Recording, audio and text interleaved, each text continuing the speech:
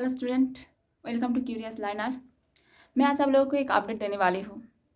इस साल से क्लास 9 के सिलेबस के साथ साथ उसके एग्ज़ाम पैटर्न में भी कुछ चेंजेस आया है। चेंजेस को लेकर स्टूडेंट के मन में बहुत ही सारा क्वेश्चंस है, बहुत ज़्यादा कन्फ्यूज़न भी है और मैं इसी कन्फ्यूज़न को दूर करने के लिए ये वीडियो लेकर आई हूँ।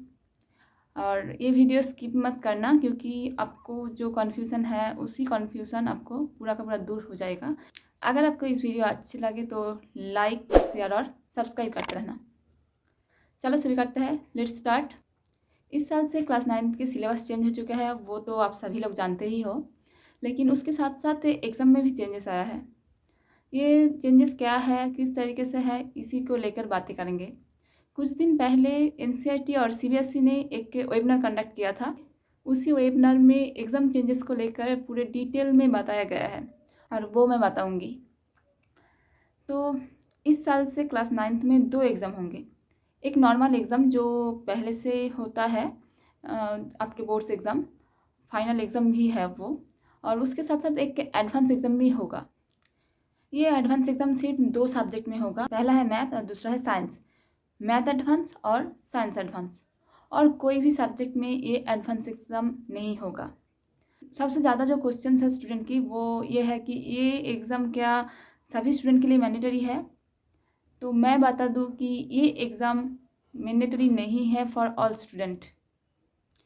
ये सिर्फ उन लोगों के लिए है जो इंटरेस्टेड है एडवांस एग्ज़ाम के लिए, जो एडवांस पढ़ना चाहते हैं, एडवांस एग्ज़ाम देना चाहते हैं, उन लोगों के लिए ये एग्ज़ाम है।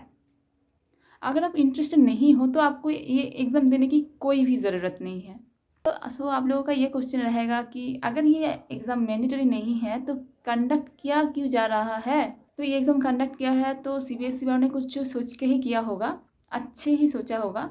आप एडवांस पढ़ के जा रहे हो, एडवांस एग्ज़ाम क्लियर करके जा रहे हो, तो उसका असर आपको अपने अगले क्लास, स्कूल और कॉलेज में दिखेगा। कि इस एग्ज़ाम में कुछ रूल्स है। तो ये एग्ज़ाम सिर्फ 25 मार्क्स का होगा और इसके लिए 1 आवर दिया जाएगा स्टूडेंट को। तो आप लोग बोलोगे कि ये एग्ज़ाम मैंडेटरी भी नहीं है तो देकर भी क्या फ़ायदा और नहीं देकर भी क्या फ़ायदा कि आपके स्कूल कॉलेज में इसका असर पड़ेगा।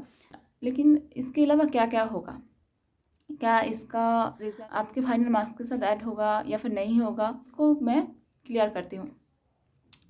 अगर आप ये एग्ज़ाम पास करते हो, यानी आप 50% और 50% से ज़्यादा मार्क्स लेकर आते हो इस एग्ज़ाम में, तो उसका जो मार्क्स होगा, उसका जो रिज़ल्ट होगा वो आपके फाइनल मार्कशीट पर लिखा होगा। उसके लिए एक अलग सा कलम होगा जहाँ पर ये मेंशन किया जाएगा कि ये एडवांस एग्ज़ाम के मार्क्स हैं। और आप जितना भी अच्छा कर लो, बहुत ही अच्छा कर लो, या फिर आउट ऑफ 25 आप 25 भी मार्क्स लेकर आते हो, तब भी ये रिज़ल्ट आपके जो फाइनल मार्क्स है उसके साथ ऐड नहीं होंगे। और बहुत सारे स्टूडेंट का क्वेश्चन भी यही रहेगा कि आप अगर आपका रिज़ल्ट अच्छा नहीं हुआ तो क्या होगा। अगर आप लोग 50% से कम मार्क्स लेकर आए हो तो आपका रिज़ल्ट आपके मार्कशीट पर नहीं आएगा। उसका कुछ भी लिखा नहीं जाएगा कि आप 50% से कम मार्क्स लेकर आए हो या फिर एडवांस एग्ज़ाम दिया ही नहीं या फिर दिया हो, कुछ भी लिखा नहीं जाएगा। सिर्फ आपका जो फाइनल मार्क्स होगा, फाइनल रिज़ल्ट होगा, जो नॉर्मल तरीके से एग्ज़ाम हुआ है उसी का रिज़ल्ट आपके मार्कशीट पर होंगे। आपके एडवांस एग्ज़ाम के बारे में कुछ भी लिखा नहीं जाएगा।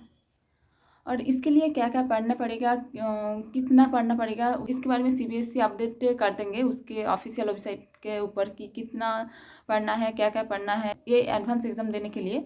तो आप लोगों को कोई भी चिंता की बात नहीं है, और आप लोगों को जितना पढ़ते हो पहले से ही उतना ही पढ़ना, और जो आपको अपडेट दिया जाएगा सीबीएसई की तरफ से सिर्फ उसी को फॉलो करते रहना, तो आप लोग एडवांस एग्ज़ाम पास कर जाएंगे। और अगर आप मेरी मानो तो ये एग्ज़ाम सभी को देना चाहिए, क्योंकि इसको अगर आप पास करते हो तो आपको आपका रिज़ल्ट में कुछ असर पड़ेगा, लेकिन पास नहीं करते हो तो उसमें कोई बुरा भी नहीं है, क्योंकि इसका जो रिज़ल्ट है वो तो आपके मार्कशीट पर नहीं आएगा अगर आप अच्छे नहीं किए हो तो। अगर आप अच्छे किए तो उसका रिज़ल्ट तो आपके मार्कशीट पर आएंगे। सो आप लोग ये एग्ज़ाम ज़रूर देना। आप अच्छे से पढ़ाई करो और अच्छे से एग्ज़ाम दो, और ये एडवांस एग्ज़ाम भी ज़रूर देना। तो इसी को लेकर मैं आई थी, इसी को बताने के लिए आई थी। अगर आपको इस वीडियो अच्छे लगे तो लाइक, शेयर और सब्सक्राइब करते रहना। और इसी तरीके से सपोर्ट करते रहना और CBSE की हर एक जानकारी के लिए, NCERT की हर एक जानकारी के लिए इस चैनल को सब्सक्राइब करते रहना। और कुछ भी जानना है तो कमेंट भी ज़रूर करना। और सो थैंक यू।